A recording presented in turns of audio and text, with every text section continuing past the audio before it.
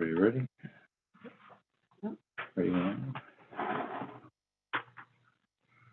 Okay, good evening. It is Thursday, April the 8th. This is Huntley Community School District 158. This will be a special meeting to start, and it is 6:03. Can we have roll call, please? Mr. Gentry?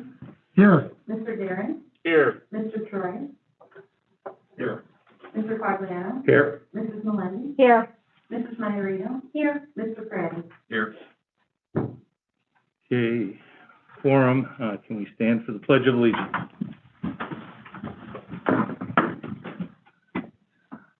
I pledge allegiance to the flag of the United States of America and to the republic for which it stands, one nation, under God, indivisible, with liberty and justice for all.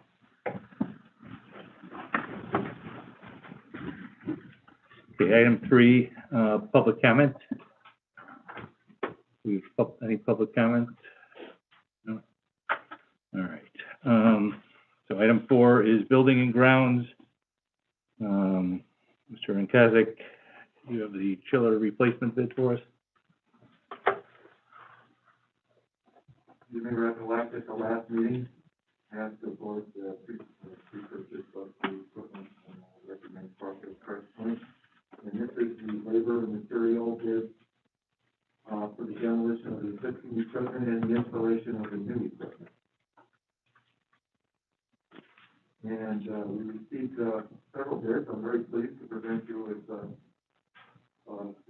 good competition here. And the lowest two bidders have done plenty of work in this school district. We had interviewed Johnson Plumbing to make sure they had everything included and they're comfortable with their price.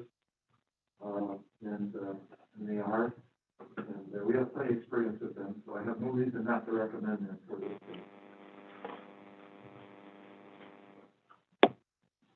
Okay.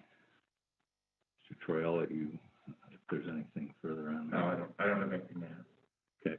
All right, does anybody have any questions that they want to ask Mr. Nkazek on this?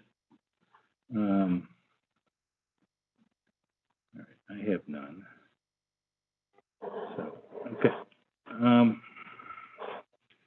So then I will make a motion to approve the chiller replacement bid number 2020-38A as presented in the agenda. Second from Mr. Troy. Is there any further discussion on it? No? Okay, can we have roll call, please? Mr. Praddy? Yes. Mr. Troy? Yes. Mr. Quagliano? Yes. Mr. Darren? Yes. Mr. Gentry? Yes. Mrs. Melendi? Yes. Mrs. Maiorino? Yes. Okay, motion passes. Item 5, I'll make a motion to adjourn the special meeting at 6:06. Wait a second. Second from Mr. Creddy. All those in favor say aye. Aye. Okay. Special meeting is adjourned. We will move on to our scheduled committee of the whole meeting at 6:07. Can we have roll call, please? Mr. Gentry? Here. Mr. Darren? Here. Mr. Troy? Here. Mr. Quagliano? Here. Mrs. Melendi? Here. Mrs. Maiorino? Here. Mr. Praddy? Here. Okay. Item 2 is public comment. Do we have any public comment for this meeting? 9? None. Okay. Then, item 3 is revision and adoption of the agenda. Is there any revisions or anything anybody has for this agenda? If not, I'll make a motion to approve the agenda as presented. Do we have a second? Second. Second from Mr. Gentry. Can we have roll call, please? Mr. Gentry? Yes. Mr. Darren? Yes. Mr. Quagliano? Yes. Mr. Troy? Yes. Mrs. Melendi? Yes. Mr. Praddy? Yes. Mrs. Maiorino? Yes. curriculum. Mr. Guerin. Thank you very much. 4.1, the Safe School Resolution Intergovernmental Agreement, Ms. Lombard. Before you have your, son, I'll just talk out. Is the annual, request. As you know, we have a long-standing relationship with the, Regional Office of Education for the utilization of the regional safe schools. And at this time, we're requesting, that we go ahead and, approve an extension, for the 2021-22 school year, to be able to participate in the Regional Safe Schools program and extending that original intergovernmental agreement. Funding is already in for the FY22 budget and has definitely been a great partnership, and we would like to continue to be able to utilize the school as needed. Are there any questions? Questions from anybody? Good. I guess we will move that forward to the, are we approving it tonight? Nope, No, moving it it's going to to the board meeting. And then, both documents are attached to that, so we're moving on to the finance. Finance Committee. Okay, item 5.1 is our purchase orders, interest checks, payables, disbursements, listed. Anyone on the committee have any questions or concerns related to those items? No questions here. No questions? Freddie, you're good. Anyone else with any questions? If not, we'll move that forward to the board meeting for approval. Item 5.2, monthly fiscal updates. Mr. Allmeyer. Thank you, Mr. Quigliano.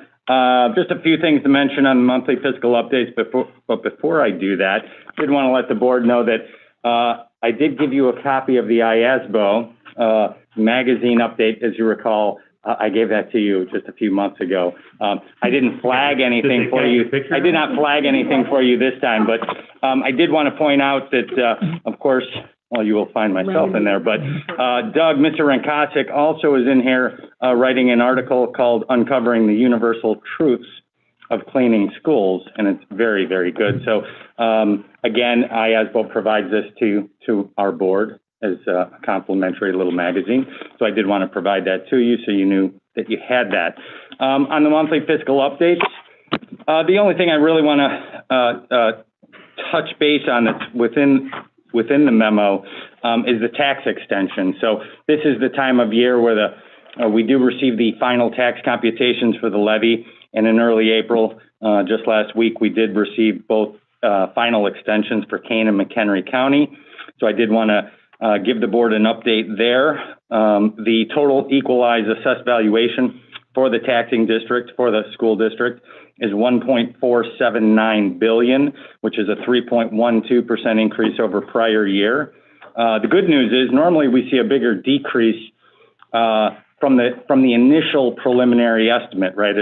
As homeowners and commercial businesses go to board or review, we see that come down significantly. But the good news is it's only $14 million less than the preliminary estimate of $1.5 billion.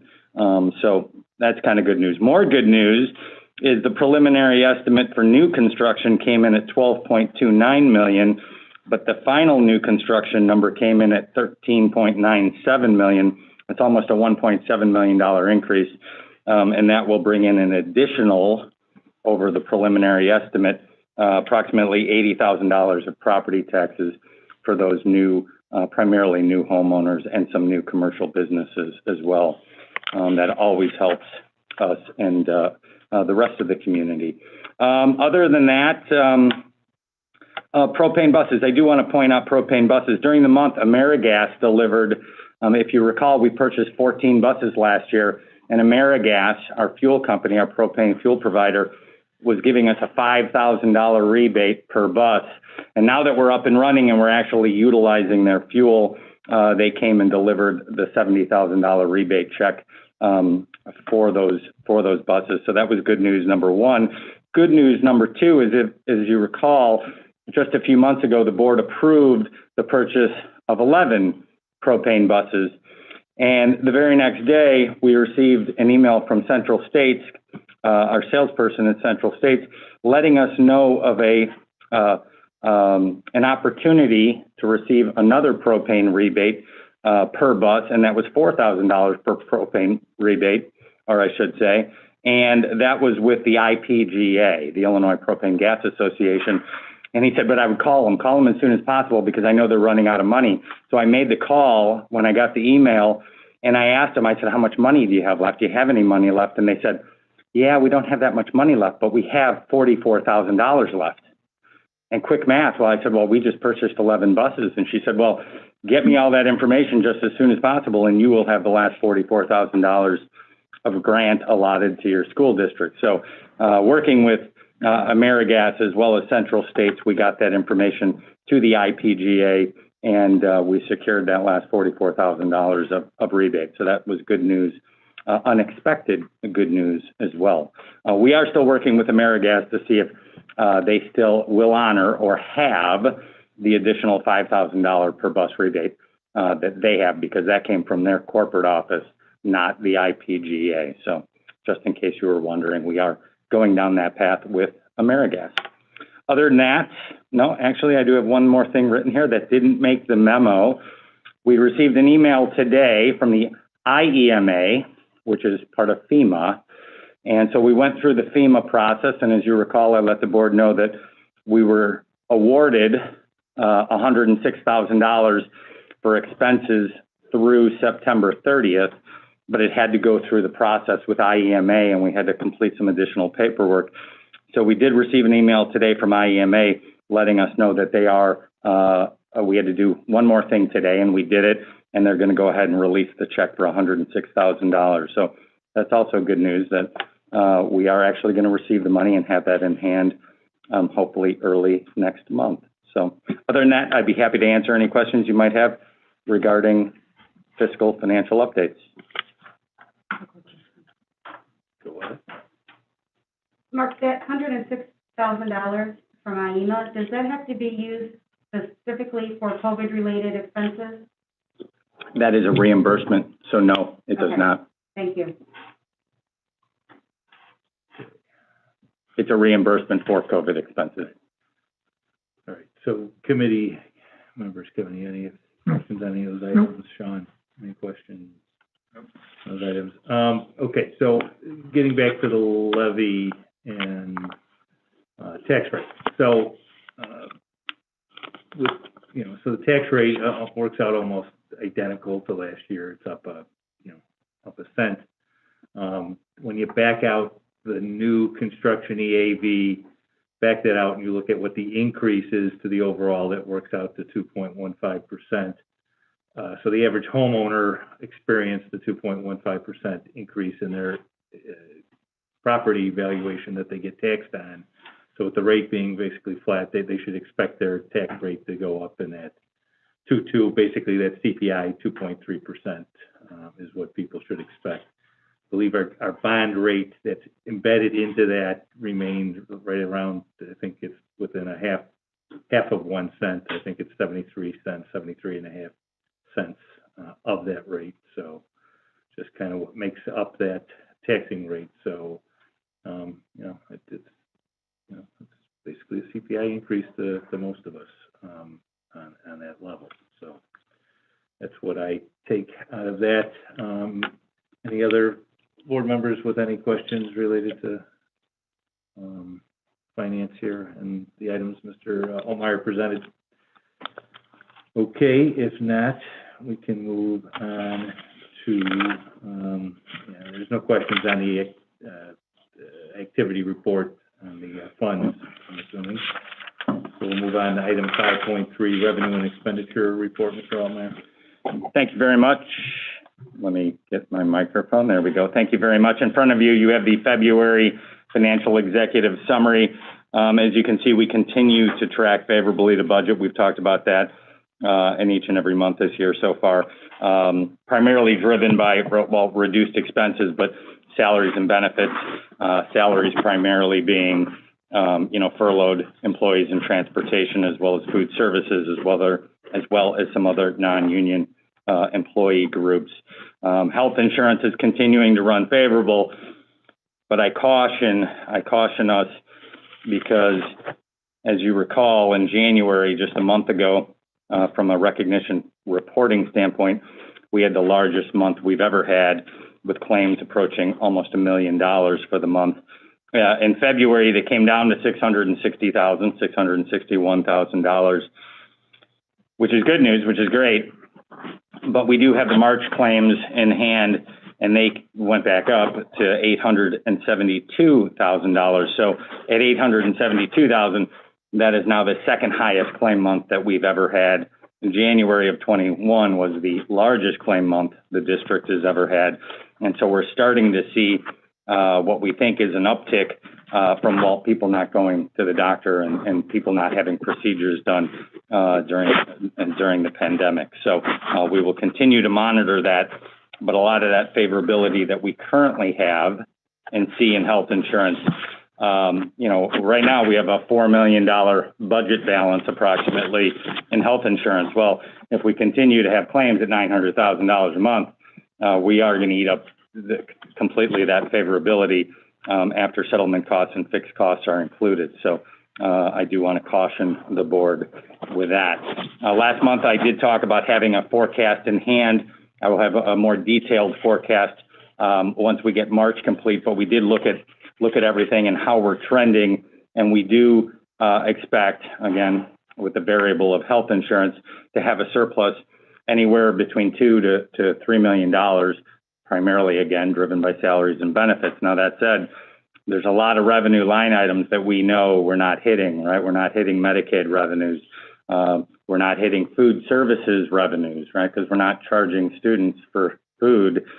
Yet, yes, we're not incurring the food cost, but the food cost is not as much as the revenue we would have received for that. And interest revenue is also going to be significantly shy of budget. That was not anticipated. Rates were not anticipated to be that low when we did pass the budget. So just keeping the board apprised on all fronts. I'd be happy to answer any other questions you may have. Good news, bad news, but we are trending favorable. Any questions related to that from the committee members? Nothing, Mr. Craddy, no. Mr. Altmeyer, on just looking out, April, May, June, last 3 months, is there anything you foresee that might be of substance? I mean, is there any increasing cost with having more of the kids in school, that type of thing that may throw things a little bit out of whack? Well, that's a great question. That's part of the variability, right, that I gave you such a large range, because we are experiencing, more substitute teaching costs now. The kids are back in school than we previously were incurring.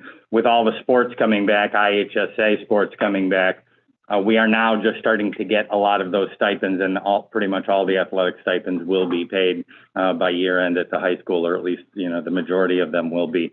And so we're going to start to see those coming through, the P&L or the expenses. Right. So we're going to start to see those. Building supplies, right? The principals were managing their supply budgets, and when students weren't in the building, they weren't spending as much. But now that students are back in the building, and we do have several months or a few months left within the year, we do anticipate to see some spend in those areas as well. So those are the things that we're trying to get our arms around, so that we can have a better picture for you and the community as to where we think we'll end up. Okay. But those are the big ones, I think. Yeah. Other than that, we've touched Anybody upon else them. with any questions for Mr. Altmeyer on this topic? All right. If not, we'll move to item 5.4, which is high school the serving station coffee shop. Thank you very, very much. You know, over the last several years, administration has been working with the high school looking at the concept of bringing back, and I'll talk about that in a second, bringing back a coffee shop and adding an ancillary serving station. You know, if you've ever been to the high school in the middle of the day during lunch, you know how busy the serving area gets. It gets incredibly busy. And in the past, we've tried various things to pull kids away from those serving areas so that it wasn't so crowded and it wasn't so pressure built in that area. If you recall, we tried to put a salad bar kind of out in the middle and pull people away, and that, you know, didn't work so well. So we still have a salad bar, but it's kind of in the middle of the serving area now when we did the rebuild.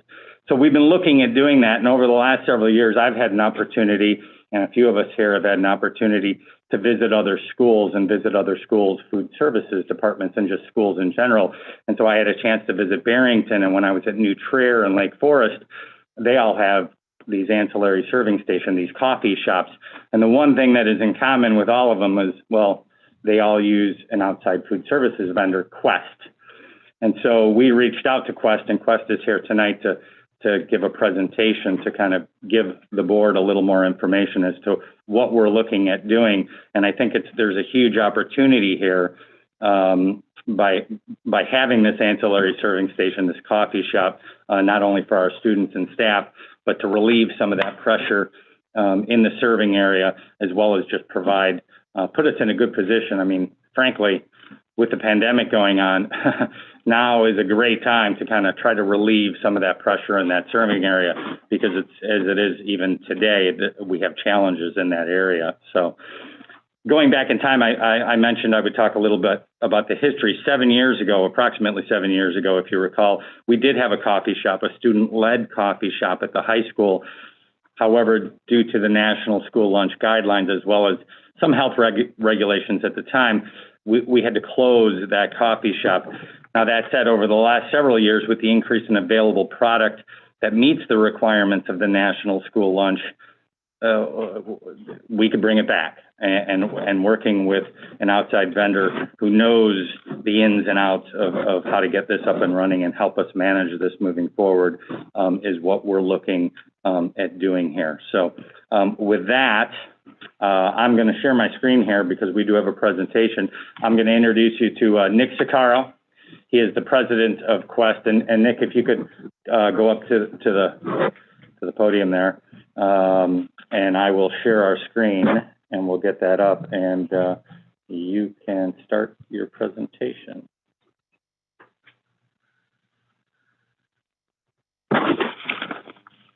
All right. Good evening. Thanks for the opportunity to be here. Mark mentioned, my name is Nick Sicaro. I'm the president of Quest. We'll play a little back and forth here, Mark, if you don't mind jumping to the next slide. I'm sorry. No, you're good. There you go. So just a little bit about Quest before we kind of jump into what we're thinking about for the high school year. So Quest is a food service management company. If you guys have heard of Aramark or Sodexo or those kinds of companies, we do the same type of thing. We're a locally owned firm based in Lombard. We've been in business since '85. We have about 85 different school partners that we work with in and around Chicagoland. K-12 is primarily what we do as an organization. And we'll mention some of the clients that we work with here in just a second. One thing I want to be super clear about before we start is that there is absolutely no intention on our part or there's been any conversations with Mark or Richard or the team here about us coming in and taking over the food service program. What we are proposing to do is to try to help get a coffee bar up and running, an ancillary service location here, and provide some consulting support to make that happen, not to take over the operations of the program. I just want to make sure that's super clear up front. We're excited about the opportunity to talk about this a little bit more. So, Mark, if you don't mind. So these are, I apologize, I know the screen's a little bit hard to see from afar, but these are some of the high school partners that we work with that have coffee bars in the Chicagoland area. You're going to recognize a lot of these names. Barrington High School, Lake Forest High School, New Trier, St. Charles, Glenbrook, Highland Park, Deerfield, Hinsdale, Warren Township, Batavia. So again, a lot of schools that I'm sure you all are familiar with.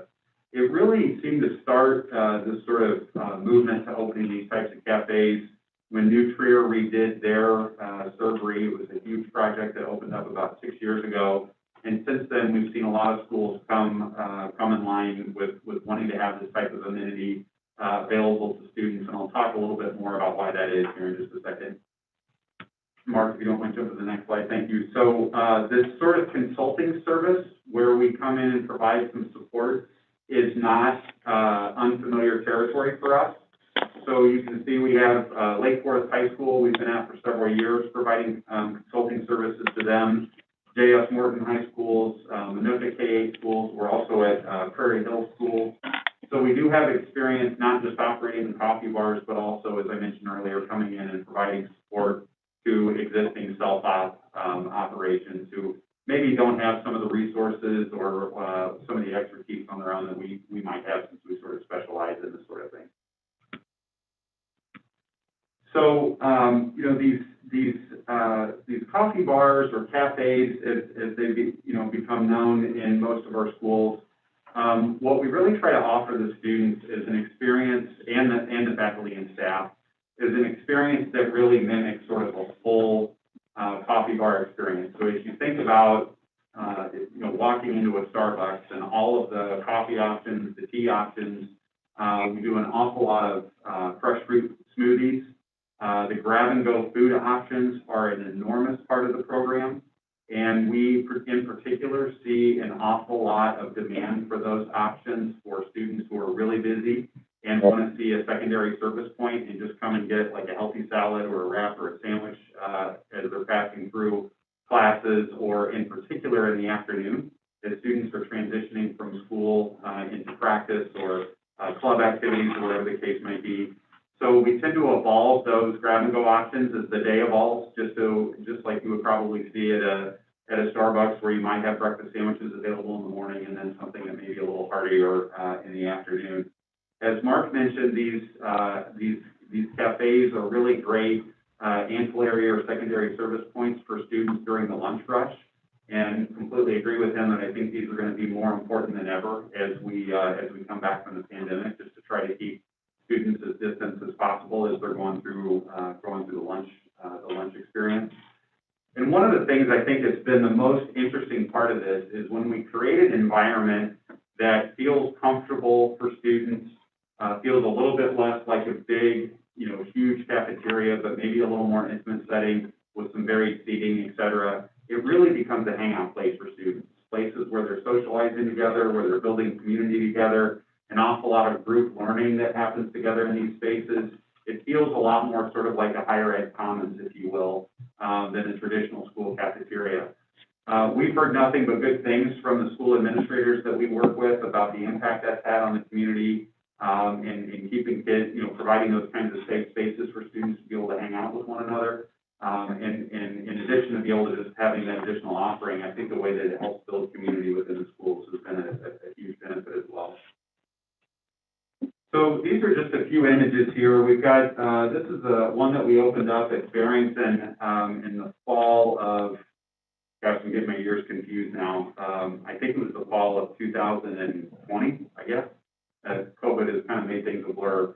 So you can see, you know, we've really taken a lot of care from a design standpoint to try to make the space feel relevant to students and make it feel like something they would see outside of the student environment. You can see the coolers that we've got there with some grab-and-go beverages. What you might not be able to see in there from a distance are some of the grab-and-go options that we would make from a food standpoint. Of course, we would be working with the food service team here. They would be producing all of those options. We would just sort of be working with them on menu and packaging and some of those kinds of things to set that stuff up. We think this is a really beautiful space. We work very closely with the facilities team at Barrington to help build this out. And it's turned in, I'll talk a little bit more about what this has done from a sales standpoint for the community of Barrington. Mark, if you want to go to the next one. So, New Trier High School is the one in the top left. Again, this was one of the first ones that we opened up. This is a little different than Barrington. At New Trier, the cafe is sort of located within the greater common space. So it tends to serve as, again, kind of an overflow for the general common space. At Barrington, their cafe is on a completely different floor in a completely different part of the school. So it can work either way. Both of these locations have proven to be very successful. And then again, just kind of a secondary look at what you can see. I think what's so cool about the picture down at the bottom, if you look in between those two pillars, you see the groups of students that are sitting there hanging out, spending time together, doing homework together, et cetera, which is something we see an awful lot of. So this just gives you a little bit of a glance of what some of the average daily sales look like at some of the other schools that we work with. At Lake Forest High School, they're doing a little over $2,000 a day just in sales at the cafe, which if you think about that, at Lake Forest High School, they have about 1,700 kids in the school. So for every student, they're spending a little over $1 a day in the space there. They have a particularly cramped servery. So I think, again, we tend to see more overflow during the lunch period for students at Lake Forest. Some other locations, I think one that's very relevant from a size population, New Trier High School, they've got about 3,000 students at the Winnetka campus. So at the Winnetka campus in particular, we're seeing just under $2,000 a day in average daily sales.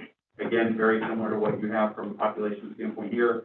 Barrington, just under 2,000 as well. We've got Loyola Academy, the two Glenbrooks in West Chicago that kind of tail off down to around $1,000 a day. So these are really significant revenue drivers for the programs that these schools are operating. What we've heard from these schools as well is it helps with attendance. Students not coming into school late as they're trying to rush into class because they were trying to get something before they came into school, or late to practice. They're able to just access that stuff while they're on campus, which we've heard good things anyway from the administrators we work with. One other thing that we have started to offer at these schools, which Quest doesn't make any money off of this whatsoever.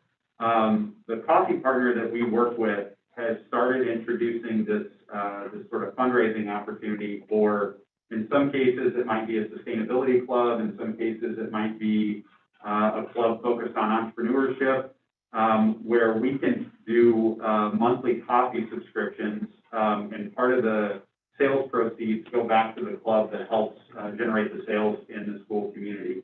And the cool thing about it is then the students in the community don't have to handle anything.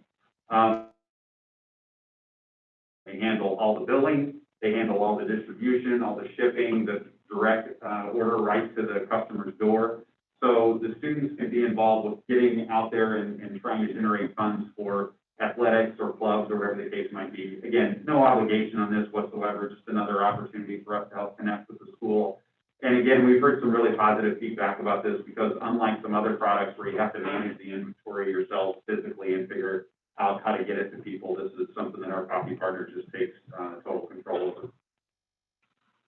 So what we're envisioning here for Huntley High School, if we can jump to the next one here, is that with our expertise, we have, in total, we have about 17 coffee bars that we operate at high schools. We've got about 25 that we operate as a company in total. That we would help provide some of the guidance and direction on the design of the space. We've got a drawing in here we'll show you here in just a second. Selecting the equipment and just being a partner to the facilities team here on the build out. We want to work with the team here to design a menu that we're sure is compliant with the National School Lunch Program guidelines, but also takes into account some of our experience on how to best market it, package it, pricing, all of those kinds of options, what equipment is needed to run the program. We would actually provide an on-site consultant as well, sort of a expert in running these coffee bars for whatever period of time the school or the district deemed appropriate.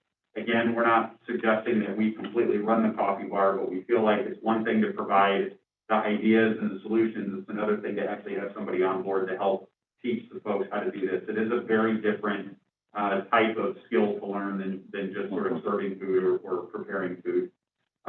We would want to work with the food service team here to help set up all of the purchasing programs that need to be run to operate the coffee program. Students today are pretty smart. They're going to know if the coffee isn't legit, and so we can help direct the school here to what we think are and what our experience has proven to be some brands that tend to work really well but are also cost effective. and don't come with some of the strings attached that maybe working with some of the major brands might present in terms of commissions and royalties and all those types of things. And then essentially, we would just work with the district to kind of earn a fee for the consulting service. Again, no like profit share or any of those types of things that we would be looking for. I know this next slide is a little bit hard to read because it's sideways. I'm sorry. Let me see what I could do here. All right. There we go. There we go. So this is a sample menu. This is not a menu that we have worked with the food service team here to fully vet. So this is an example of the menu, a type of menu that we would have at some of our locations.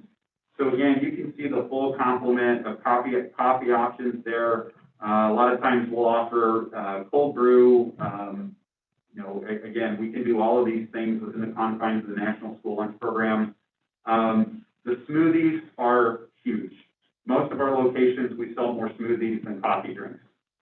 Students are really interested in these. There's some really cool things we can do with these that in some cases might even be able to, if we package some of this stuff right, we might even be able to turn some of these things into actual reimbursable meals, not just additional a la carte sales within the National School Lunch Program. The smoothie part of these programs are huge.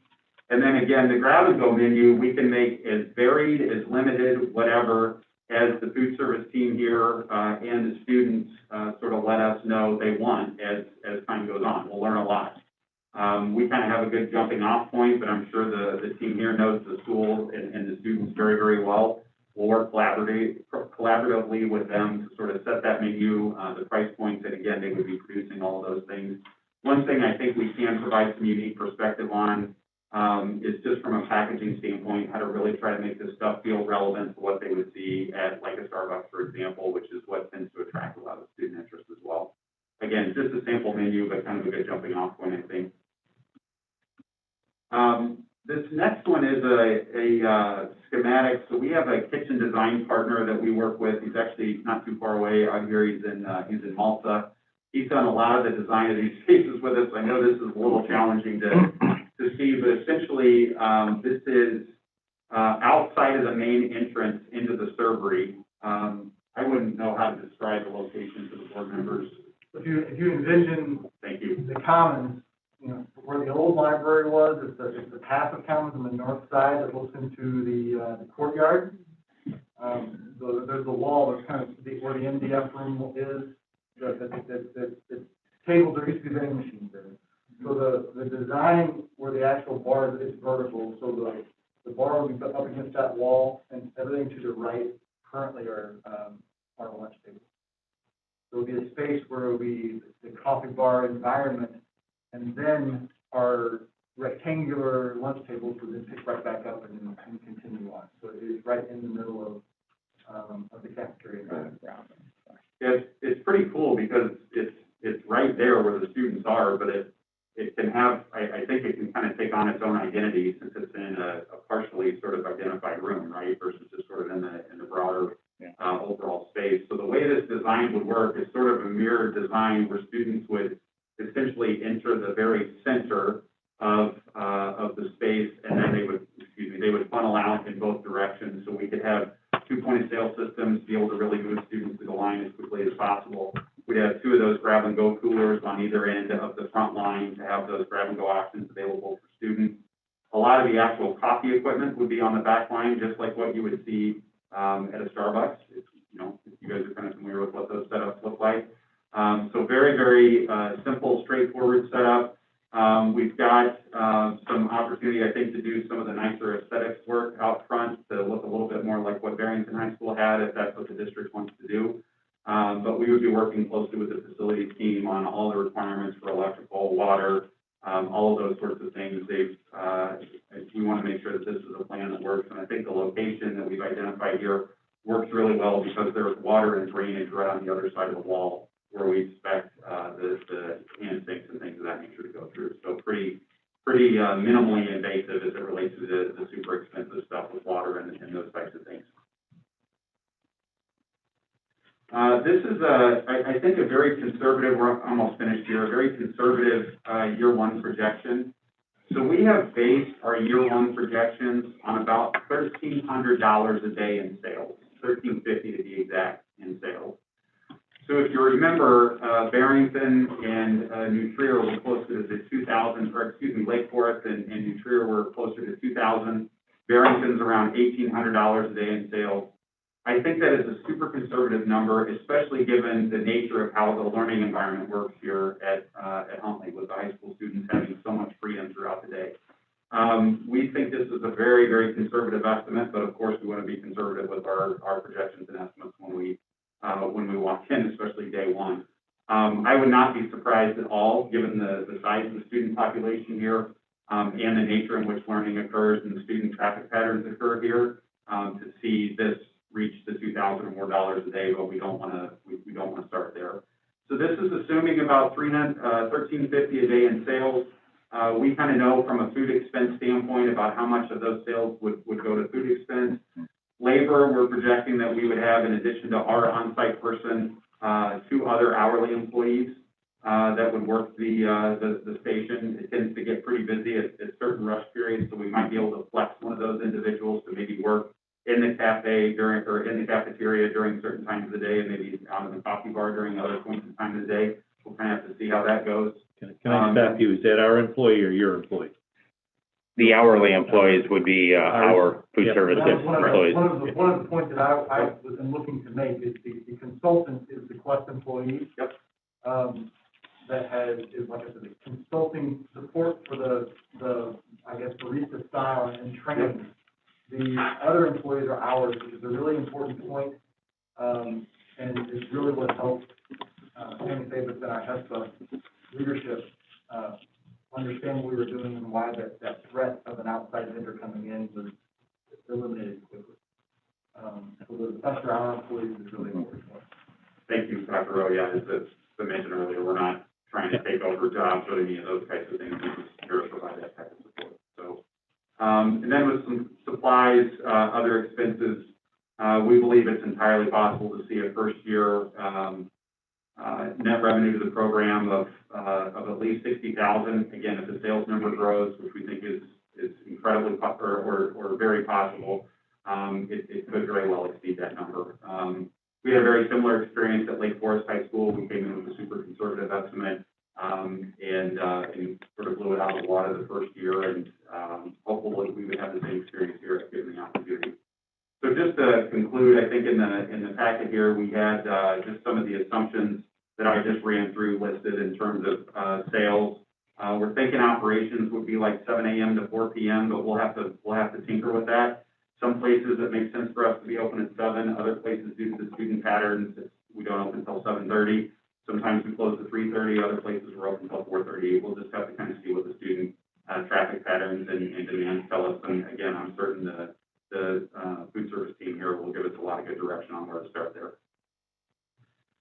And at $13.50 a day, so what's the average spend per ticket on that?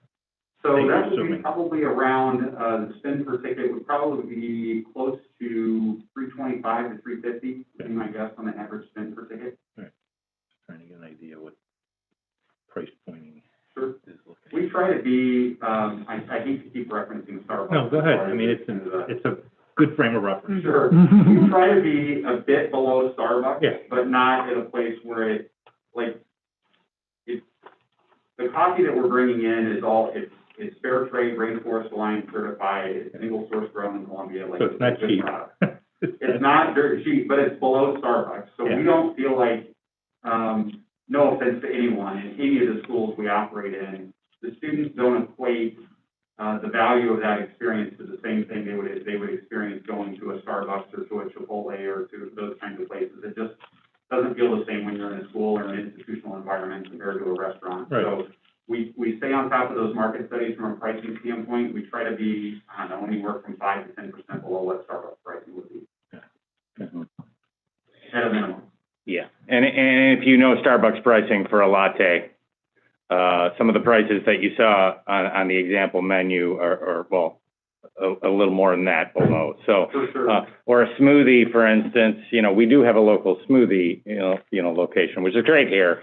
But if we do price a smoothie here at $4, it's almost $3 less than, it'll be a little smaller, but it is $3 less than what you would get, here in town. So I think they are priced definitely appropriately. For sure, for the more complicated drinks, the more, those kinds of things, Yeah. we're quite a bit cheaper than what we find. Good point, thank you. Another point to share that I found interesting is one of the areas of how easy it is for our students to pay. And, you know, they can operate my box program, so the student's ID, money can be placed on their account, and they can scan their ID to pay, like they do in the cafeteria line, which is how, you know, obviously if they're buying food, it'll be a type A lunch, so it completely works as a service, but it was really important to us that they can scan their ID just how they pay for other things, and there's not a ton of cash or the credit card that's slowing things down, that might well help with some of the fees. And I believe you told us that the coffee is unique to your coffee shop. Like, you're not gonna be able to get this coffee on the shelf at Jewel, which kind of feeds into some of the fundraising opportunities that could exist for some of our sports teams and clubs that, if it becomes really popular, this is the only place to get it. Yeah, for sure, and it's one of the reasons we're working exclusively with these guys, is because we have the opportunity. We're doing part of the work we're doing right now, there's a portion of the coffee sales that we're giving back to the cooperative where this is coming from. They're building a health clinic, so it's just, for the 180 farms that are feeding into this cooperative in Columbia, so we love being able to have that connection, to be able to tell the story a little more intimately than just it's coming off of a container somewhere. Okay, so, first question I would have is, all right, we're taking up space in our cafeteria, so how many tables do we displace? And how does that affect food service, other food service? That was one of my concerns as well, we looked at that, and I've been doing also. Hey, good evening. So we currently have two wings, right off of our cafeteria, right outside of our central gym, right outside of our hub and college and careers office that we currently, utilize for students who are blended. They do eat lunch there, but we can maximize some of those spaces. Currently, they aren't being utilized, at a point where we're maxing out seating, whether that be, the way those tables are set up. So, currently, even in a pandemic situation, we're able to fit, students in those areas, as well as not to exclude the fact that the coffee shop will also too have seating. For 4 to 5 months out of the year, the nice weather months, we also too have our courtyard that has taken some of our blended students and kind of shifted them into those areas. But we also have, shut down, some of for example, the east wing of our building, and allowing food down there. So some of our blended students who would normally hang out in the cafeteria during those lunch times could also too utilize those areas and not take up some of the lunch seating that we have, that's available. So. I guess the point being, we will lose some seating capacity in that area. But to Dr. Beelan's point, they're confident that they can make that up by maximizing space in some of the other areas really close to the cafeteria and in that east wing where they currently do not have off seats to go. So it'll come with additional supervision that they believe they have on staff. Yes, we have just reached full capacity of all of our campus supervisors, and in past years, even since I've been here, we have not been fully staffed. And so we have the ability to now open up, once we return back to normal, areas of our building that we weren't able to be able to do so. So we're creating plans for that as well. All right, so who has the capital cost outlay to start this and do this? You want to start, Nick? So I think the closest model to what we're thinking about here, Barrington spent around $60,000 for the build out of their space.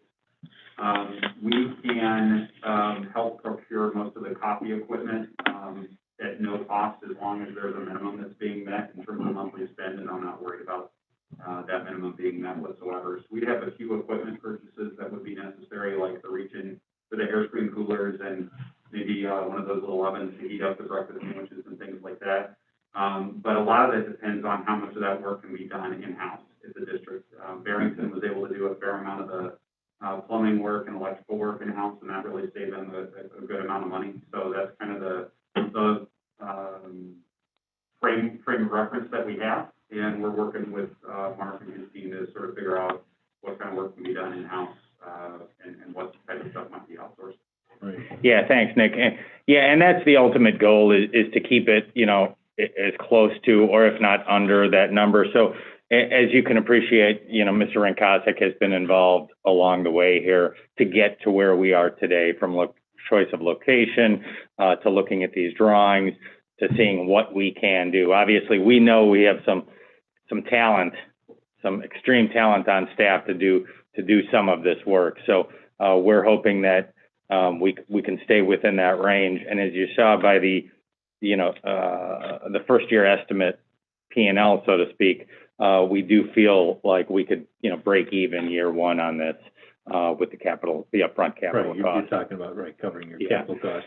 Yeah, and the estimate of $13.50, knowing that we have the blended environment. When I was visiting Yeah, you're gonna New Trier and you're gonna Lake do more Forest than and that. Barrington, well, we know what other schools look like. Yeah. And we know what our school looks like in the middle of the day. So I think hitting those numbers, knock on wood, we are still maybe in a pandemic environment, but I still think those are conservative numbers that we will be able to No, hit. you'll definitely hit that and then some, but you'll cannibalize stuff from your Yeah. cafeteria, from that standpoint, so Yeah. I don't know what that offset would actually be, from that standpoint. So it's not all ad, you're gonna drop off on your other stuff. Yeah. I think, so, I think where we'll see the boost in spend is during the day when it's non-cafeteria hours. well, that's Yeah. true. And I think that's where the advantage that our learning environment has is when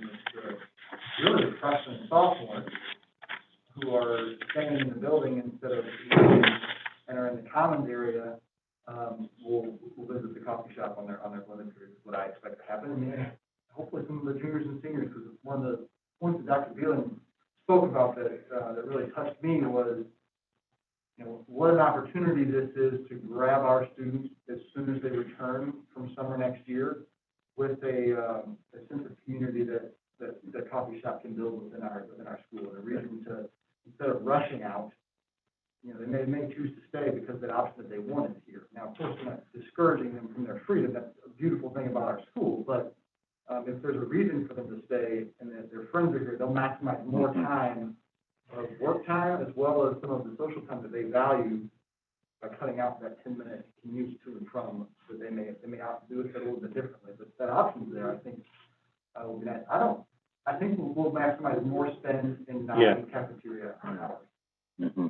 So you're almost suggesting it's a incremental spend more than you would think, meaning you're not, the cannibalization of the existing cafeteria wouldn't be as great. You're almost thinking it's gonna be additional spend per student. I mean, there's a line at the end of the school day for an after-school sandwich on the way to practice is crazy. It's really, really, so that rush will be there, the lunch rush will be there. But I don't know if you remember from, if you were ever in the building in the morning when that coffee shop was open, you couldn't walk through the commons because of the line from the coffee shop when the newspaper ran it. So, I expect that it's gonna be a steady spend all day long. Okay. Yeah. And maybe, and like they said, take some pressure off of the servery that it currently is. Mm-hmm. The big risk for me was the space, the loss of space, and Right. that our lunches are very full, but to hear Dr. Beelan's plan that they're comfortable with offsetting some of that, makes me feel a lot better about that. Yeah, and I don't want to lose sight too of, you know, we've got a pretty big staff too at the high school. And so, you know, this is a huge benefit to the staff at the high school as well. And Nick, maybe you know this answer, but, are the other cafes, is it 70% coffee and smoothies versus grab and go? Is it, because those are things that we don't really sell a lot of today, right? And so if coffee is 70% of the revenues that we're seeing in other locations, that helps us with the answer of understanding how much are we going to take away from our current cafe. That's a good question. So I would say that coffee and coffee drinks probably account for, probably a third of what happens in those coffee bars. The smoothies probably another 20 to 25%, and then grab and go stuff, that we offer, especially in the afternoons. It's not so much at lunch, but 2:30, 3 o'clock, the food just flies out of those places. So with those 2 points, I think the off-hour stuff is really where we see, mornings, it seems like students only get to school so early. Man, the afternoons are nuts. I mean, it is, we are often moving staff from the cafeteria at the places where we run, into the coffee bars to try to provide some additional support around 2 o'clock because they get absolutely slammed in the afternoons. Okay, so knowing that and knowing that it might be wildly successful, that space, does it allow for more than a couple workers to be able to produce stuff quicker? So it has enough flexibility to have 3, possibly 4 For people at rush time, so. Absolutely. Yeah. Yep. Absolutely, it does. One of the things that Dr. Rose talked about, and, school culture is a big piece of what we do, and kind of what we are focusing on of like, when we get back from this pandemic and what lives past it. And so even in talking with some of the groups who have run the coffee shop, I've talked with the newspaper, our SDS program, and some of our special ed programs have done a smaller coffee shop where they put out a survey to staff, and they actually make the coffee in a dedicated room, and then they travel and they drop it off. Some of the things that Nick had talked about in the presentation and the fundraising opportunities, we will be able to allow our students to work with this coffee shop to not lose those programs that have been educational resources for our special ed department. Our SDS program, the first thing that came was like, you mean we're losing the coffee cart? It's like, we're not losing the coffee cart. We're maximizing on this and allowing our students an ability to come in and learn some of the business aspects of working in a coffee shop, or being connected, or even doing the delivery service to staff, because we only have a 5-minute passing period, and if a teacher needs lunch, it's better than them running down the hall to drop a K-cup in and then running back and so forth.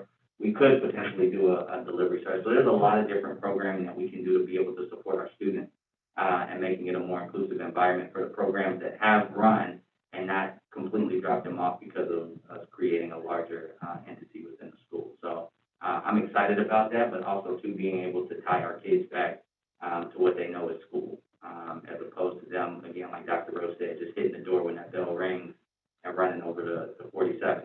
The other thing is we have created some great partnerships with local businesses. Tropical Smoothie has been a great supporter, Manny's, and even our Starbucks. They know our students by name. Our students work in these businesses, and so we definitely want to keep those relationships and not diminish that, but we will also have at least half of our population that will not be able to leave campus, our freshmen and our sophomores, to travel. And so the equity piece of, well, juniors and seniors get to do all of this and have those experiences, and we only got 4 years to make this a great experience for them. And so why not start as a freshman year to keep them on campus and be able to do that with our blended program and a coffee shop? That's it. Right. So how sophisticated is your POS system? Because I've just heard some stuff that makes me think, okay, you got teachers, you could possibly have people ordering via their computers or their devices and talking about delivering it to them. I mean, is it set up to the point where people could almost email in or whatever orders in to be able to do that? So we will, it's not our point of sale system. We will probably just work with whomever to get a couple additional terminals for the point of sale system that's already being used here. Okay. It's important from a National School Lunch Program compliance standpoint that everything is operating off of one platform here. There absolutely is the ability that we could work with the team here to do a pre-order system. We have, Quest has an app that allows for pre-order. We have to do a little work at the end of the day to get those transactions put into the point of sale system because they don't connect. None of the K-12 point of sale systems have pre-order. They're just not that sophisticated. Right. We have an app that allows for pre-order that then we can feed those transactions into the point of sale system if it's something that the district wants to do. But it would be just an extension of the existing point of sale system that's working here, which I think is important for the staff, and it certainly is important for the National School Lunch Program compliance standards. Okay. You guys, what's my question? Most of my questions were answered. I just have a couple, so this will be ready for next school year, is that what I heard? Well, to be clear about our intent tonight was to present this in concept and have this discussion. And, based on the conversation, we could bring a formal proposal, with more hard costs for approval at the next board meeting. But we wanted to gauge, interest from the board before you saw anything formal with Quest. So, our intent is to bring something at the regular board meeting that will approve and formalize our relationship. And so if that happens, will it be ready for next year? There's my understanding. That is the hope, yes. Okay. I won't hold you to it, but it'd be nice to tell our students that that's coming. We do have Mr. Rankosik. Sorry, Doug, we kind of sound like that, but you are really good. And then you talked about being able to use my school bus accounts for that. Are they still gonna be able to use a debit card or something like they do now, right? They can do it now. They don't have any money in their account, they can still swipe, debit cards in the cafeteria. No, cafeteria operates only on my school bus, but they will be able to use the debit card with Quest, correct? We hope so. So the limitations of these point-of-sale systems with allowing credit and debit cards is very challenging. We have a way to sort of trick the system to make it work. What we'll have to see is how quickly those transactions process through the system when the students are there, and how slow or fast that makes things work, if that makes sense. Okay. We'll have to kind of evaluate that. Again, I can't emphasize enough how important it is that we keep using the same point-of-sale system here, because when the Illinois State Board of Ed comes in to do their audits of the food service program, we have something completely separate. If you're on the National School Lunch Program, you even have to use certain point-of-sale systems that the Illinois State Board of Ed has approved. And so we are a little bit limited with that. There certainly are some options if we're talking about pre-ordering that we could allow students some different flexibility options with them. Okay. The good news is the My School Bus is integrated already through our website. It's super easy. It automatically replenishes your, the amount that's on your account. If you choose that option. Well, the coffee bar, parents may not choose that option. That's what I'm thinking. Yeah. I say you only have so much, and then that's it, so I'm Then trying that's to a think, lesson to learn. yeah. And I of never course, did, but. And of course, students would be able to pay with cash, just like they would be inside of the cafeteria as well. Gotcha, okay, well, that's good, okay. That was all for me. I mean, I think this is a great idea. It fits in with the model of our blended learning and our active campus, and the fact that we're gonna include some of our SES students and some other clubs. I really like that aspect of it. We had something at my high school, it was similar. There was not by any means a fancy coffee bar, but it was just a little ancillary, little, like snack shop that you could go into, and Mr. Ryan went to high school with me, so I connected that. Remember that little room you could go in and get a hot apple and a chocolate shake? It was like the coolest thing ever. I don't think I've heard an old high school story. Yeah, exactly what I was thinking. That's okay. Back in my day. But it was a great idea, and it kind of, directed traffic away from the lunchroom, and if you didn't want something, a full lunch, so I think this is kind of the same model, and I think it's a great idea. Thank you. I just had, if you can just elaborate a little more, keep mentioning National School Lunch Guidelines, and just not familiar with kind of what the old coffee shop didn't have, what this one does have, and then why, kind of the hows and whys around those guidelines, because it seems like that's a key point, and I'm not sure I'm fully versed on what all those requirements are. So I'll speak about that real quick, and then I'll let maybe these gentlemen talk about what happened before, because I'm not terribly familiar with that, if that's okay. So the National School Lunch Program sets nutrition guidelines for everything that gets served in a food service program for schools who are on the National School Lunch Program, which the Huntley District is on the National School Lunch Program. So for lunch, it sets standards around the calorie, how many calories can be in the lunch, that any grain has to be at least 50% whole grain. It sets sodium targets, fat targets, limits on protein sizes, how many fruits, vegetables you have to serve, all that stuff. On the coffee side, it sets limits on portion size. So there's only certain size drinks that we can serve. We can't serve coffee drinks that are like this big. It sets limits on the sugar content that we can have in those drinks. So if students are wanting to add a lot of sugar to their drinks, these are where things like sugar-free alternatives come in, et cetera. It's gonna set limits on fat content, so if they're using things like whole milk or things that we're gonna have to be very careful of versus using like 2% milk. So those are primarily what they're focused on with coffee in particular.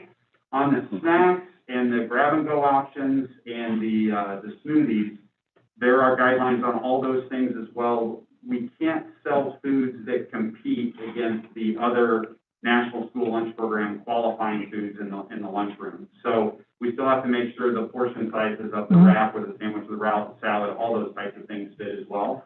So does that help explain things a little bit more? Yeah. I'm not entirely sure what the scoop was with what was done in the past. I apologize. I mean, just to paraphrase what you said, though, it's just kind of a balancing of the portion size and the type of food, and that's I'm sensing that's where part of what your expertise you're delivering is, Correct. kind of balancing that. Yep. That requirements, basically. Correct. Making it sellable, but healthy. Okay. Healthy as the USDA defines Yep. it. Correct. Yep. Whether it's your version or my version, but it says the USDA Sure. defines it. And so yes, portion sizes and sugar content is another really big one we have to watch. Okay. With drinks and the coffee bars in particular. Okay. To put it shortly, the old coffee shop was none of that. Okay. Yeah. And plus the volume of choices, I mean, you essentially had, you know. black Coffee and you coffee had and coffee. Cream and sugar too, or then they had some of the lattes that Mr. Brown and his newspaper team, could build for you, but that was about it. Okay. The choices were much more limited, and it was a fundraiser to support, to financially support the newspaper, And, which we've now taken on as a district since they can no longer operate the coffee bar. and could that be, I guess, the old coffee bar in its old form is just not possible given the guidelines today? Correct. Okay, got it. That's what happened, why it had to end. Yeah. Yeah. It could not meet the guidelines, and in order to do so, Mr. Brown and team just could not reach that level Sure, and still make it functional for them to operate. gotcha. Yeah. Dr. Rowe, when did that close? Did you say it was about 7 years ago? Correct. Is that what I heard? It was I think it was the fall of 2014. So the National School Lunch Program underwent significant reform in 2012, 13, 14 as part of the Let's Move campaign. Mm-hmm. And in particular, in 13 and 14, there were significant limitations put on the à la carte food, so the food's not in the typical Mhm. lunch. That probably is what, I'm just speculating, that Sure. probably is the timing that sort of lines up, that it got a lot harder to design those à la carte meal options. And Okay. I think Mark mentioned it perfectly, that the industry is kind of caught up with what some of those options are for students now. Okay, And great. the coffee shop was a huge part of the culture of the school, and those wounds are still there.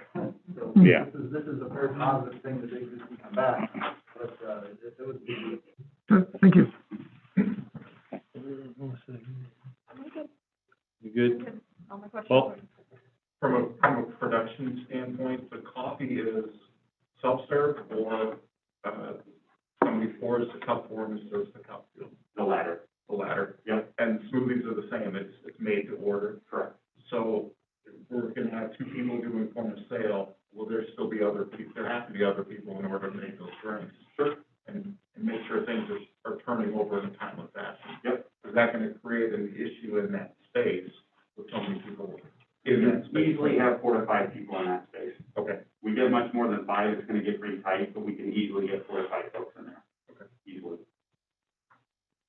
and so this is probably overthinking it, is it, are the cups, disposable cups, or is that another aspect of this that could be incorporated, is having recyclable cups so that there's not a lot of trash created? Yeah, that's a good question. We'd be open to exploring that for sure.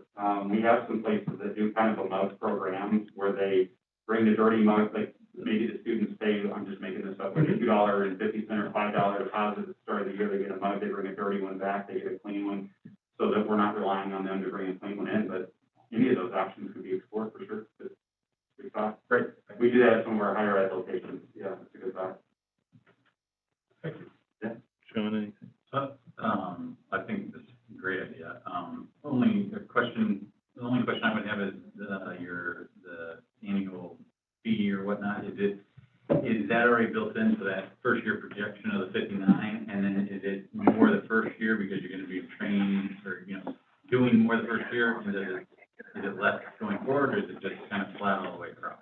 We haven't really discussed anything past the first year. Okay. With Mark and his team, I think we kind of understand what it's gonna take to set it up and prop it up, and, we wanna be here as long as the district wants the support and needs the support, and I think with staff turnover, there might be a role there, but exactly what it looks like in the second year, I'm not entirely sure. I think any of our clients would vouch for, we're not the bait and switch folks that come in and tell you it's X in year one and it's X times 5 in year two. That's not how we work.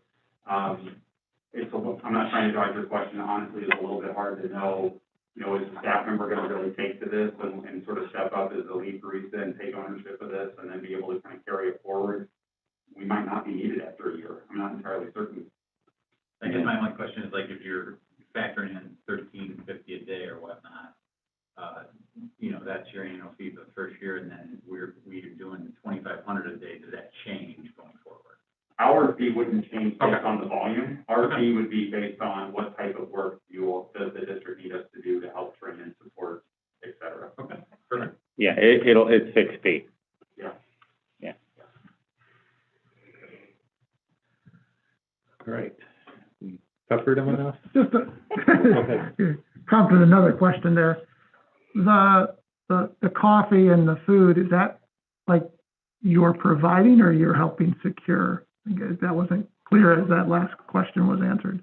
So the food would still all come from the same vendors that the school is working with right now. Okay. We wouldn't be, there's nothing coming from Quest. The coffee, Quest does not own the coffee. Quest works with it's a distributor based here in Chicago that they provide the distribution of the coffee, they provide the equipment, they provide the service for the equipment, so it's still a third party to Quest as well, but it is a relationship that we have leveraged across our whole company, so that, and we're sort of controlling the product that's coming in because we want to work with this specific cooperative. Right. But we don't own any of the actual, Quest doesn't own any of the actual product itself. Okay. So the coffee, we would be specifically directing, assuming the district likes the product and it works, specifically directing the district to this particular brand. If not, we can find some other brands that this distributor carries, and I think the relationship with the distributor is important because that's what allows us to get the equipment for free, that's what allows us to get the service for free, all of those types of things, which tend to turn into nightmares if you don't have that support from your coffee distributor. Okay, got it. Thanks. Yep. But the grab and go food will be made by our kitchen staff and staff daily. Okay, As they do the servery. okay, Just another location. gotcha. All right, so you're looking for some direction, and do I sense everybody is in a positive mode on this, right? Mhm. Yes. Sense correctly. Okay, so you guys should definitely be moving forward as fast and as quickly as you can. Thank you all very much. Thank you. Thank you for presenting, appreciate it. And Leslie wants it by fall. Coffee's an important thing, isn't it? Jeez. Oh, yeah. Okay. That would end finance. We move to Human Resource Committee. Kevin. Okay.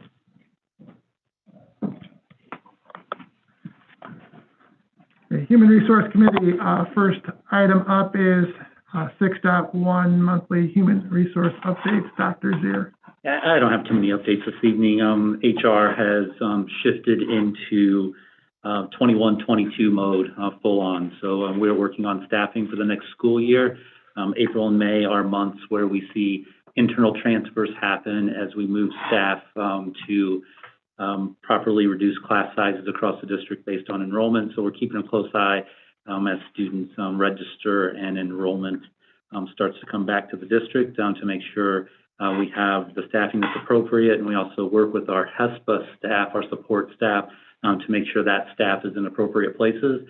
We try to have everyone placed by the end of the school year, That doesn't always happen, as we have people who may depart as we get into the summer, but we do our best to have everyone assigned into their spots before they leave for the school year. So that is our lift as we get into the final months here. Okay. Any questions from anyone? Nothing specific there. I just wanted to tune into the, Mr. Altmeyer mentioned that the, like, sub-cost has gone up. So I'm just curious where we're at. Do we have any issues trying to fulfill subs? I mean, do we have an issue with, much higher incident rate of teachers not being able to work, that type of thing? Yeah, that's actually a real good question. So as we've come back, it's been interesting to watch our data in terms of staff that's either what we label as quarantine or isolated. And I think yesterday's number came in, total staff across the district, there were 5 that were either quarantined or isolated. So obviously, with numbers decreasing, with the, a lot of our staff being vaccinated and some changes in those rules, that has really helped. And so understand that includes all staff, not necessarily teachers. That could be cook, bus driver, it could be an administrator. So that number, just to give you an idea, at one point in November, that number was 102 staff members that were either quarantined or isolated. So it has decreased significantly. Do we have problems filling certain sub spots? We do. Some of our subs are still waiting out until next year to come back, full time, like they usually do. But we continue to onboard subs. So Cindy Monson, who is our sub coordinator, does a great job early in the morning helping the buildings piece together those subs. So we have subs that are assigned to each building. We call them floater subs, so they're ready to go. That building wouldn't happen to need them. They're very flexible and can move on that campus or to another campus. So we've been in fairly good shape considering the circumstances, but still definitely a sub shortage, and some days we're scrambling a little more than others. And all I get mad at me, but I'm willing to still take the risk. We are, as of tomorrow, we are 5 weeks since we've had a positive staff case. So the vaccination is that big of a deal. And our staff are doing exactly what they are supposed to be doing, which is contributing to that number being down to 5 staff members in quarantine isolation. Also, the new guidelines that say as a vaccinated, fully vaccinated person, meaning 2 weeks after your last vaccination, if you are exposed to a close contact, you do not have to quarantine unless you're exhibiting symptoms.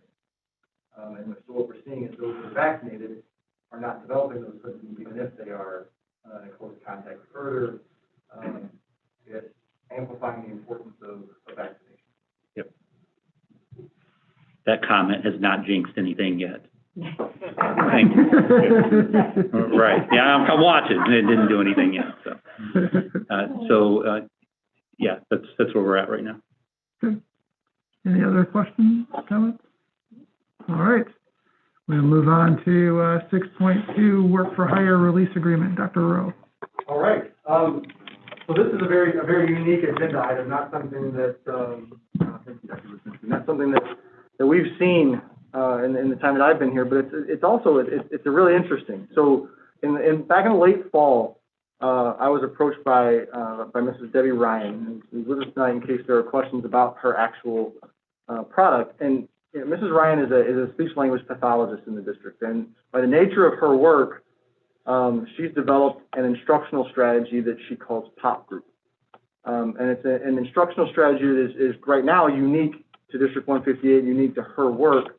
And she approached me with the idea of how do I go about, I guess, getting proper release from the district to potentially market my product.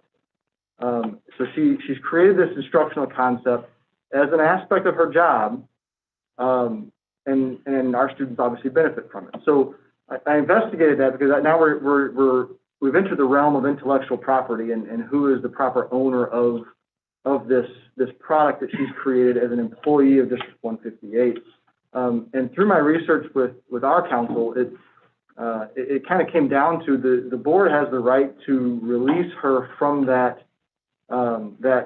that gray area that exists of who truly owns this, if we so choose. And after, you know, consultation with Dr. Del Castillo and conversations with Mrs. Ryan about, you know, when this was created, how it's being used, we have reached a tentative agreement that, you know, I present to you tonight that would release her from that obligation of the district challenging that ownership of intellectual property.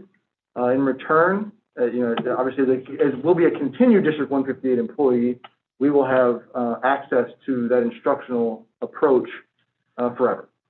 So, you know, we're not adverse to Mrs. Ryan pursuing this opportunity. There's no negative impact on our district or our students. They'll continue to have the exact same experience under her expertise and instruction as they have, but it allows her to pursue a secondary opportunity should that work out as she begins this research.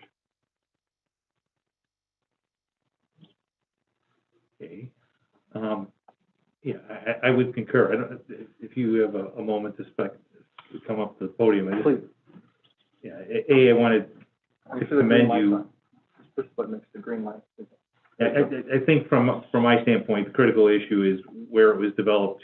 She developed it on her own time, which to me makes a huge difference. It's not being done. I mean, it might have been tested out here. That's fine, but she's developed it on her own. And I just wanted to commend you for taking, you know, it is somebody who spends that much time doing your job and then taking your free time and developing it. Yes, you absolutely should be rewarded for your time and efforts on that, and it absolutely should be yours to market and develop as you so choose. So And you can't see my smile right now.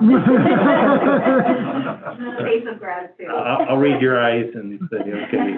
The eyes give it away. Yeah, give it away. But I'm of the opinion, yeah, that your agreement that you've got in place from the, I'm fine with me personally. I don't know how everybody else is, but.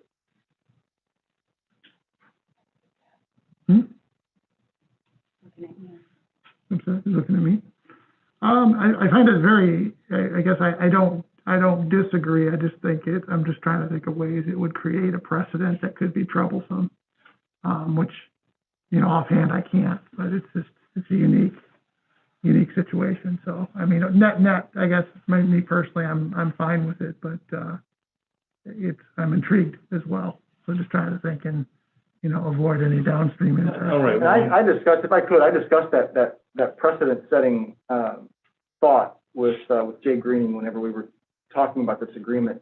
And the precedent that I think that is being set is this moment right here, that the board retains the right to deny administration the right to challenge where that intellectual property lives. You have to go through this process of a formal board action in order for this to be granted, and it's memorialized in that agreement. So I think that the control still lives with the district if we choose to challenge a future opportunity or request of this nature through this process where we don't see that there's an intellectual property issue on this one.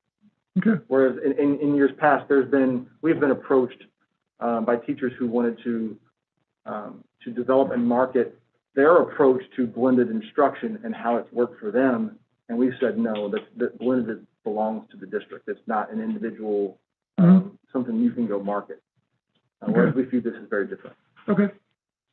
Right, and you know, it's another critical piece is it wasn't like she was tasked with developing this curriculum, paid for developing it. Correct. This is all done independently of our own. I think it's a big difference if, okay, I mean, we pay people to develop curriculum, you know, and that curriculum should live here.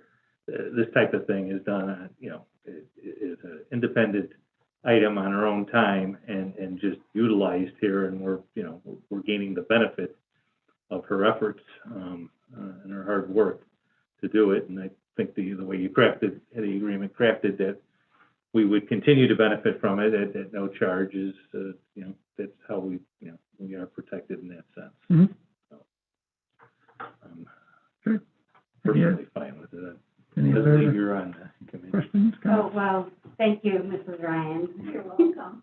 I think this is a great program, and I think that it just speaks volumes of your dedication as an educator that you even took your own time to create something that will benefit, not only our kids, but hopefully kids all over. So I think it's a great idea, and I wish you well. Oh, thank you so much. You will. I don't think I could have said it, I don't think I could have said that any better. I think it's a great program from what I read, and I think that, it's crystal clear, in terms of the intellectual property piece of it, and so I wish you luck as well. Thank you so much for your support.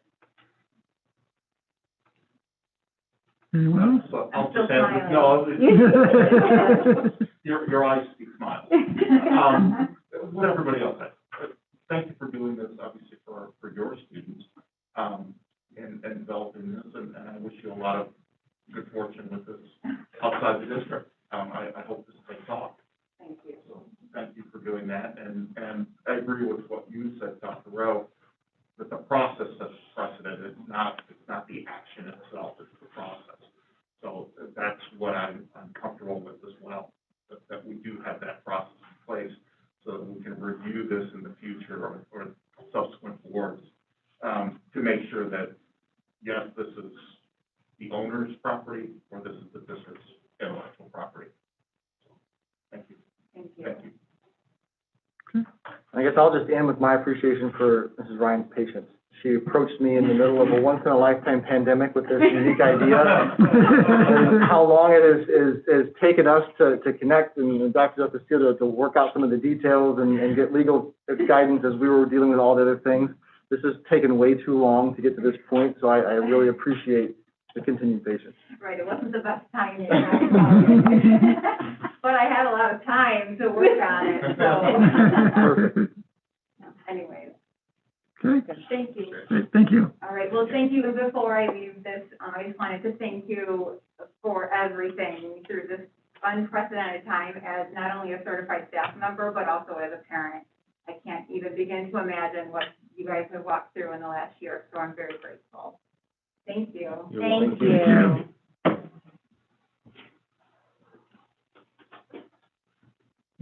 Thank you. That will wrap up HR and move to item 7, building and grounds. Mr. Troy. So I'll just turn this over to Mr. Rickonsek. I'll set up the microphone, for the O&M update. Thank you. Been pretty busy, even though capital projects are not as prevalent this year as past. One thing I want to bring most importantly to the board's attention, I've been very concerned by the alert on the natural gas price spikes in February, and we finally got our bills. The piece of, finally, I've been working diligently here trying to get the air conditioning on. I think it just came on. Thank goodness. Hopefully it'll cool down here a little. It's not really going to work really well, but at least the air is moving. Anyway, the price spike, actually, we were given some information by Constellation New Energy that's in the packet, and that's not the worst of it. It got much worse than that. I got the report from the U.S. Energy Information Administration. They track these costs and publish them and make them available, and I usually download them at the end of the month, as I can then track our our buy for our true up on the 50% of the natural gas we that is not fixed on our monthly purchase. And we really dodged a bullet here. The commodity piece, this spike, according to the U.S. Energy Information Administration, got as high as $2.38 a therm. The district, the piece of what I put in the packet on that on the last page is really not a true representation. That's the all-in at the meter cost. The commodity piece is what I'm talking about, according to the U.S. Energy Intelligence, was $2.38. Our cost for that piece was actually 28 cents a therm this in the month of February. Last year in that month, it was 24 cents a therm. The net reality to us is our energy budget this year is tracking about 10% higher.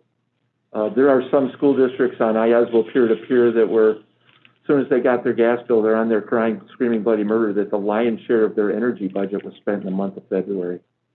And we're only tracking a little high to the tune of 10%. So we did very well, and I think it pays well to look back and say it has a lot to do with the energy position and our partner. We spot buy for the month based on the month's prediction on a normal year. Our partner buys 50% of what we had last year, and it's on a fixed rate. And then the other 50% they buy on that spot rate.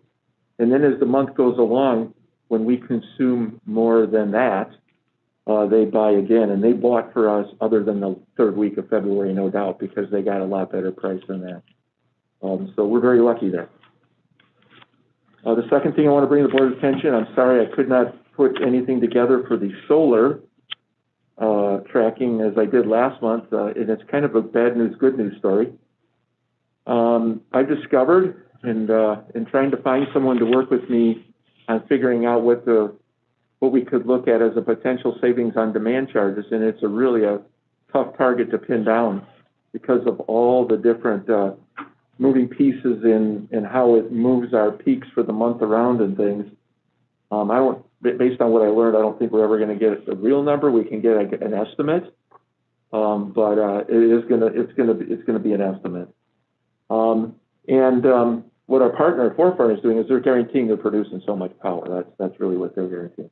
But what I did learn is that when we did get our permission to operate from ComEd, each of our electric utility accounts has 3 or 4 large meters. Each building has its own meter, and each campus is one account. Well, when they gave us permission to operate, somehow only one of our meters was given the flip to a net zero metering tariff, which means we get credit for the power we send to the grid. The other building meters on that campus did not. So we've been giving ComEd power and not getting credit for it and paying Forefront for it. I have been assured by ComEd in a meeting that they are going to redo all the bills going back to last September and October when our permission to operate were granted, and that we will see some substantial credits to the tune of we may not get an electric bill one month. We might have a net negative bill.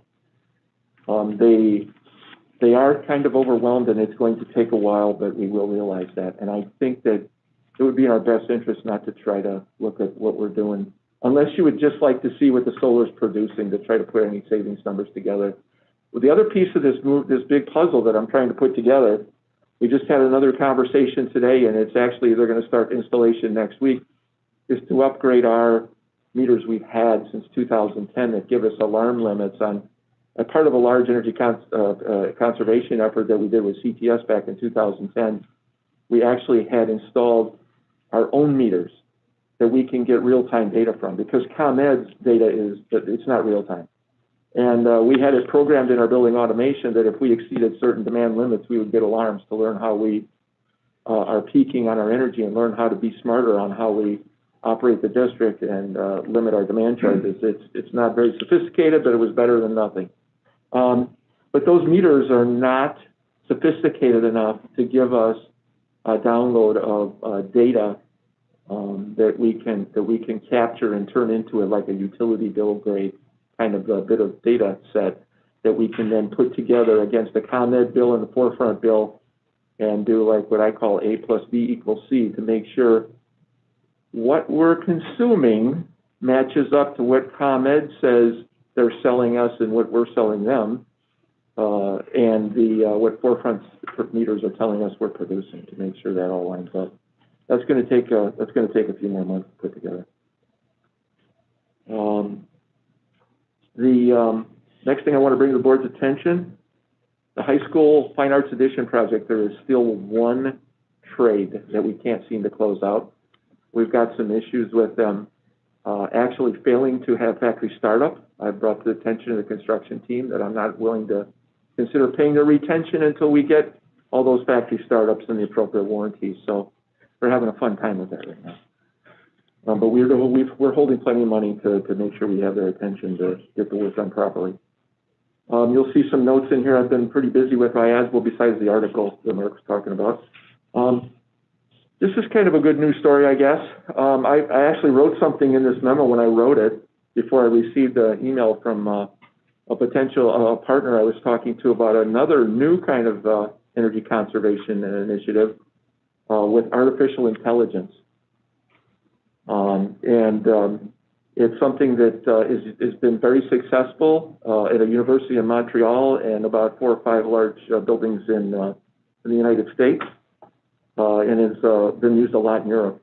And it takes forecasted weather data and takes a little bit of control of your HVAC system to try to slowly ramp up to what's going to happen later in the day, which didn't happen here today, I'm sorry to say. But what they finally told me after much investment of time on our part, their part, I actually introduced them to ComEd because ComEd's fascinated by the technology and considering putting it into their custom incentive program. But what I was told by them is our energy position and where we are and what we spend on energy with having a solar project and all the energy conservation work that we've done today, they don't think they can provide added value to us. So that tells me we're probably doing pretty good.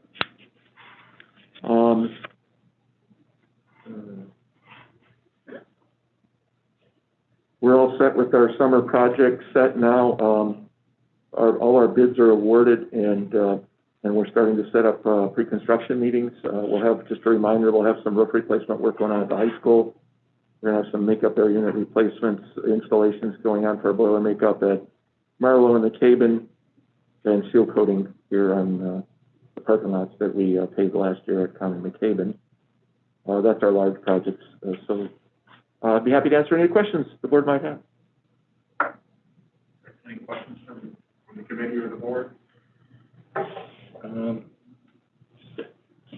Focused on the last item 7. Continued research on D-158 fleet vehicle electrification opportunities. Are we talking about electric vehicles? Yes, sir.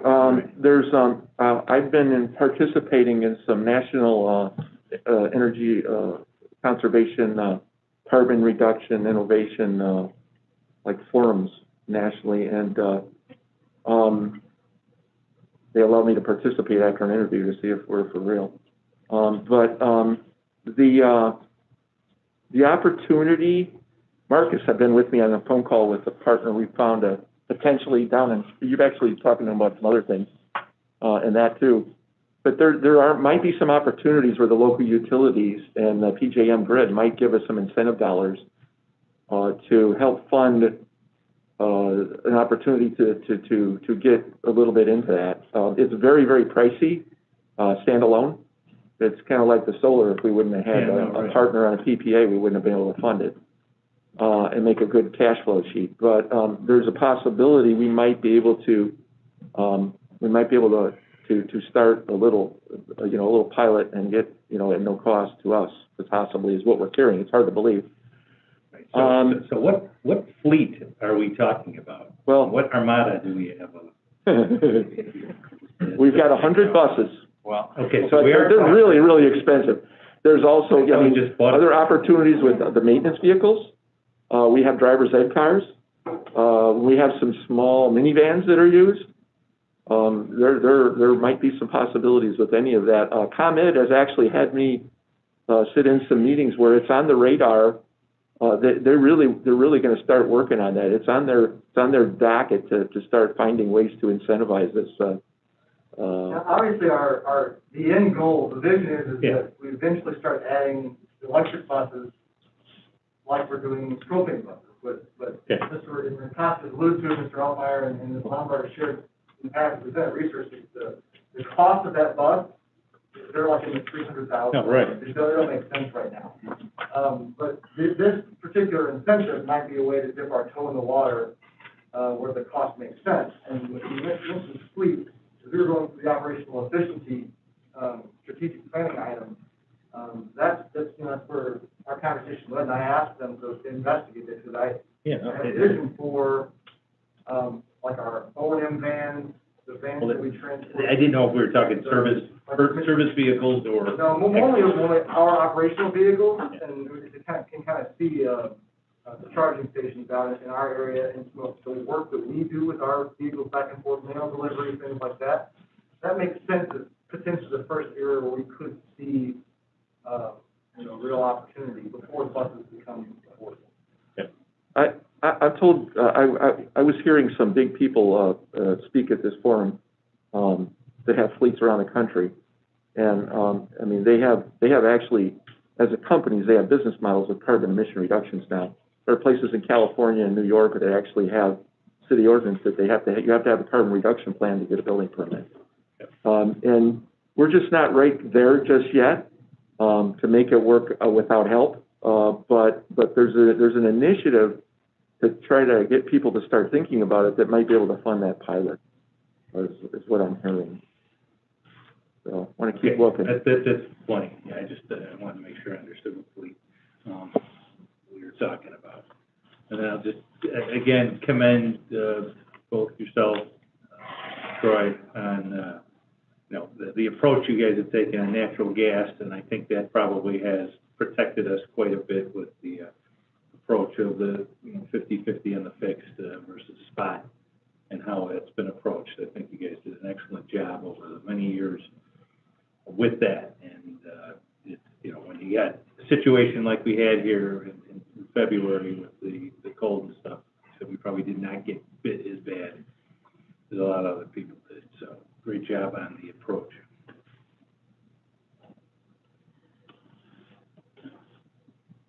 Anybody else have anything? One thing I did want to commend you on, is your contributions to ISO. The stuff that you outlined there, that's great that there's a 101, ISO project going on, or putting together that kind of information for future business officials and facilities officials to be able to access, a knowledge book of information. So thank you for getting involved and sharing your years of experience and starting to get that library put together. Thank you for doing that. Well, nothing else, I'll turn it back over.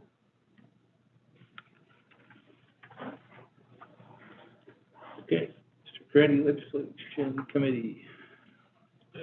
2.1 legislative update. Not much going on. They've been spring break last week and this week. Still some bills moving forward that we've kind of talked about in the past, the HB 7, the tech consolidation of schools, that's still moving through. HB 219, that is the timeout and physical restraint bill. And then the other one that I highlighted here is the HB 1874, that's extending the usage of short-term sub-licenses up till June 2023, where we have some teacher shortages. So those are some of them. We'll probably have more updates in 2 weeks as we move forward with some of these. I don't know if you have any additional things to add. Nothing additional other than, we had, the Illinois Association of School Administrators Conference was the last couple of days, and today, the opportunity to see a session with Brent Clark, our executive director, and Speaker Welch, and thought to learn a little bit about him and his past.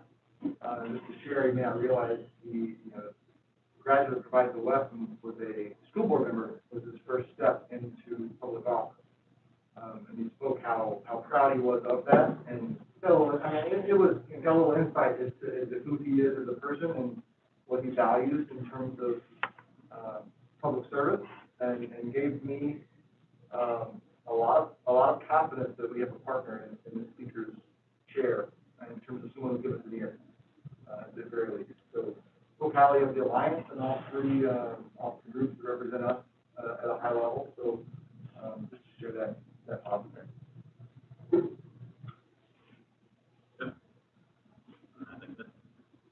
Okay, that's it on legislation. Item 9 is, Board of Ed, 9.1 is, minutes. The minutes that are for those meetings listed. Does anybody have anything, discussion on those items? Okay, we'll move those forward to the board meeting for approval. Item 10, I believe we have nothing to address in closed session. So we will not be going into closed session. So, so we can skip item 11 and move on to adjournment. So I'd like to make a motion to adjourn the meeting at 7:47. Second? Second. Second from Mr. Troy. All those in favor say aye. Aye. Meeting is adjourned. When was the last time